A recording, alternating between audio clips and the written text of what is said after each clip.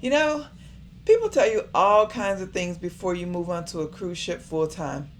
You're going to get seasick, you'll get lonely, you'll feel stuck in the middle of the ocean, you're going to hate being around people all the time.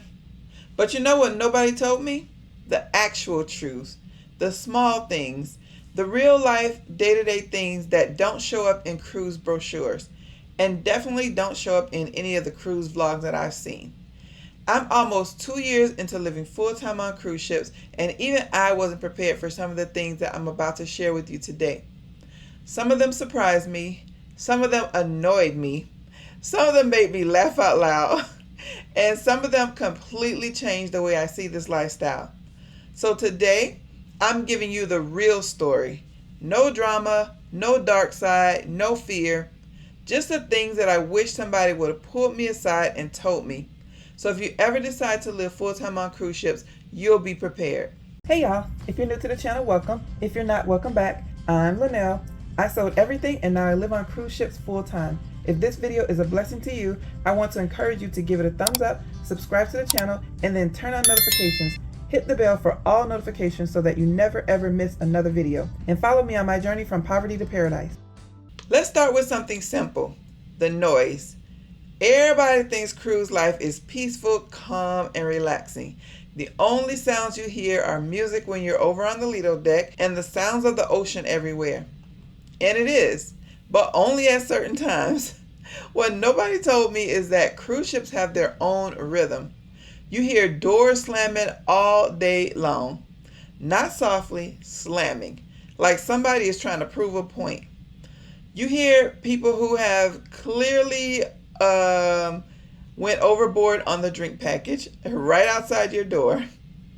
Elevators ding, announcements boom over the entire ship.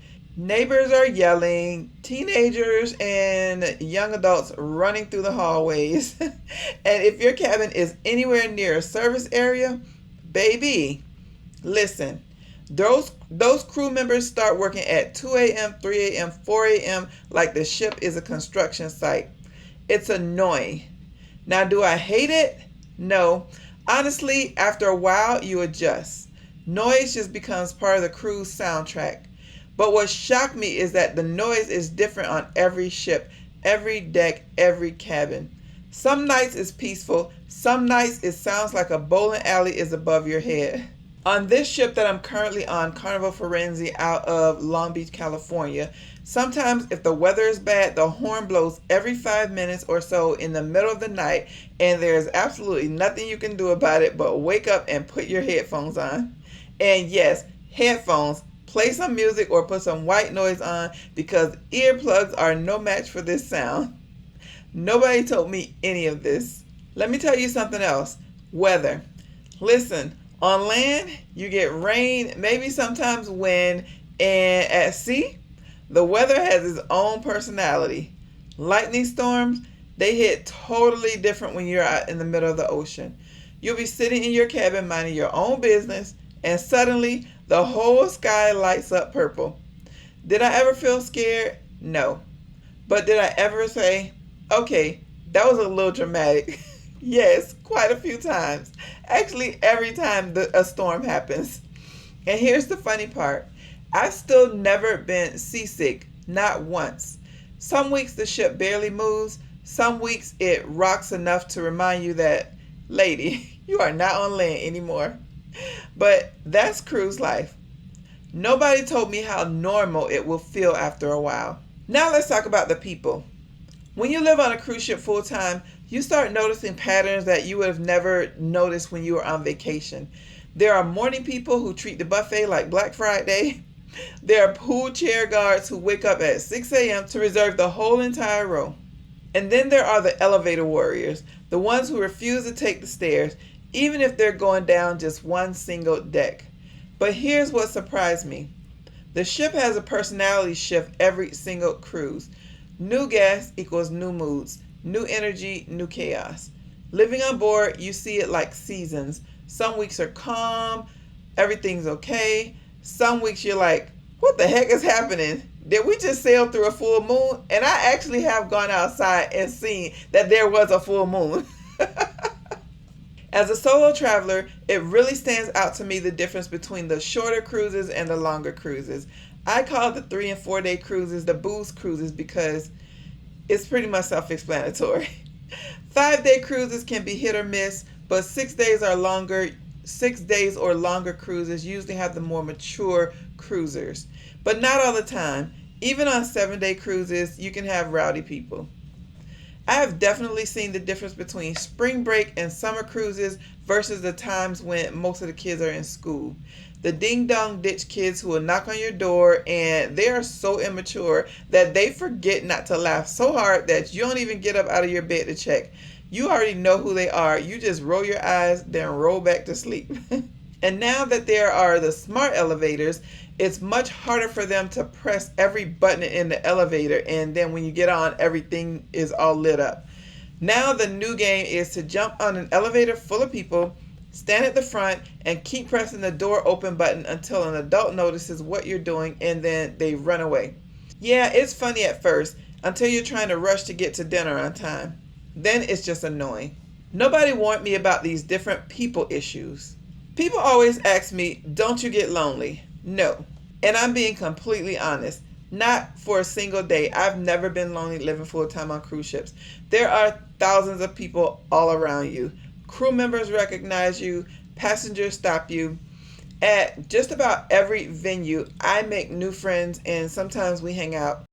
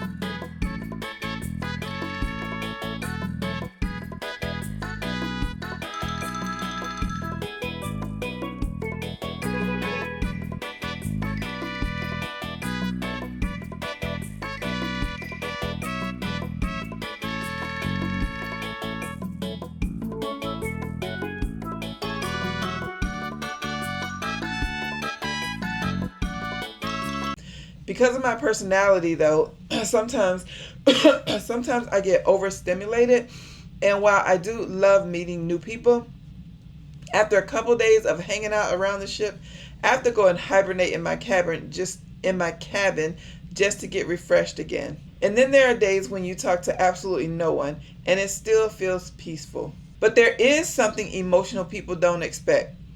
When you switch ships, your whole routine resets.